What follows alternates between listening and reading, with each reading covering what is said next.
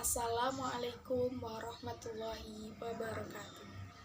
Hai teman-teman, coba perhatikan gambar tumbuhan yang ada di samping saya. Apakah kalian pernah mengamati bagian-bagian tumbuhan? Tahukah kalian bahwa tumbuhan tersusun atas organ dan jaringan apa saja? Apakah kalian juga tahu struktur dan fungsi dari masing-masing organ jaringan penyusun tumbuhan? Kalian tentu tertarik, bukan, untuk mengetahui jawaban dari pertanyaan-pertanyaan tersebut. Oleh karena itu, mari kita pelajari struktur dan fungsi tumbuhan.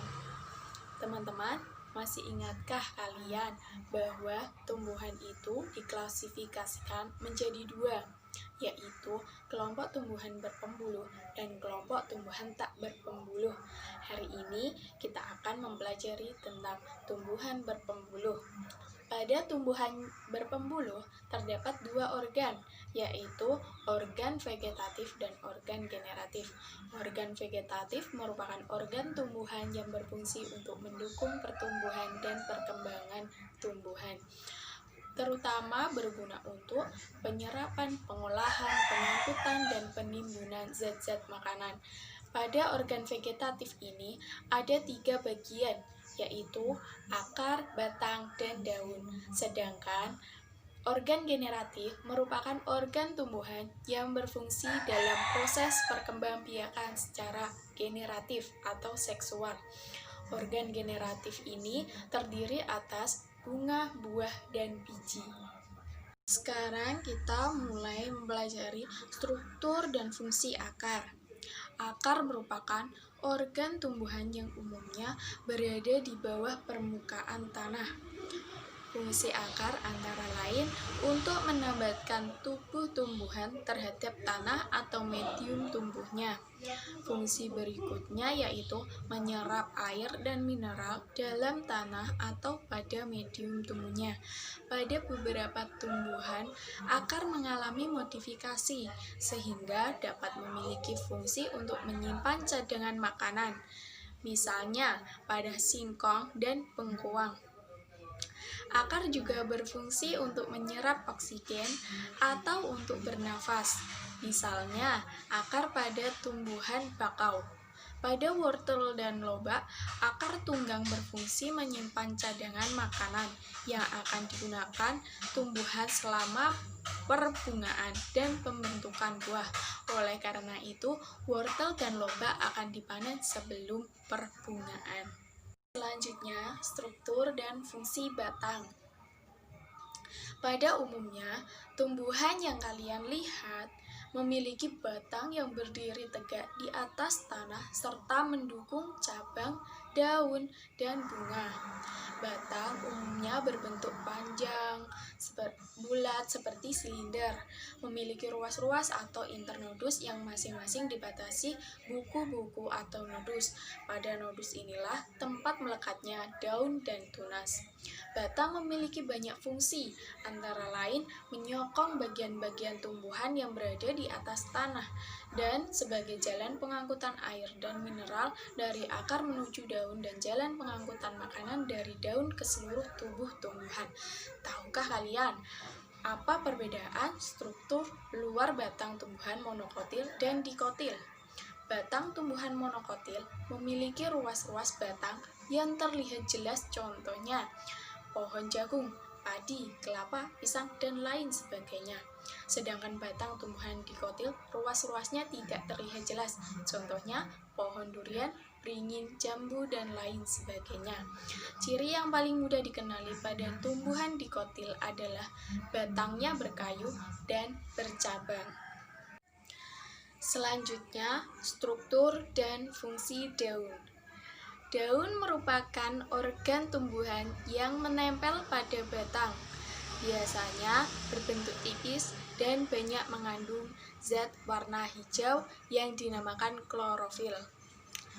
Daun memiliki beberapa fungsi, antara lain sebagai alat untuk mengambil gas karbon dioksida yang digunakan sebagai sumber atau bahan baku dalam fotosintesis, mengatur penguapan air atau transpirasi, dan untuk pernafasan atau respirasi tumbuhan.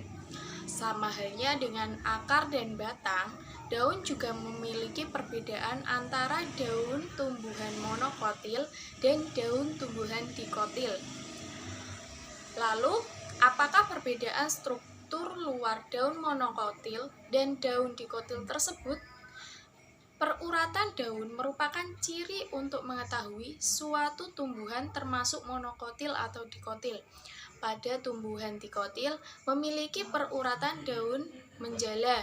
Contohnya, untuk daun monokotil adalah daun sirih dan daun pepaya. Sedangkan untuk daun tumbuhan dikotil adalah tumbuhan padi dan tumbuhan jagung. Untuk yang selanjutnya, struktur dan fungsi bunga. Bunga merupakan alat reproduksi generatif pada tumbuhan.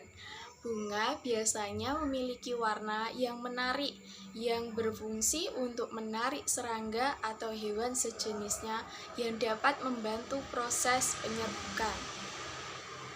Secara umum, bunga tersusun atas dua bagian utama, yaitu perhiasan bunga dan alat reproduksi bunga. Perhiasan bunga meliputi tangkai, kelopak, dan mahkota. Sedangkan alat reproduksi bunga berupa benang sari dan putik. Selanjutnya, apakah struktur bunga pada tumbuhan dikotil dan monokotil sama?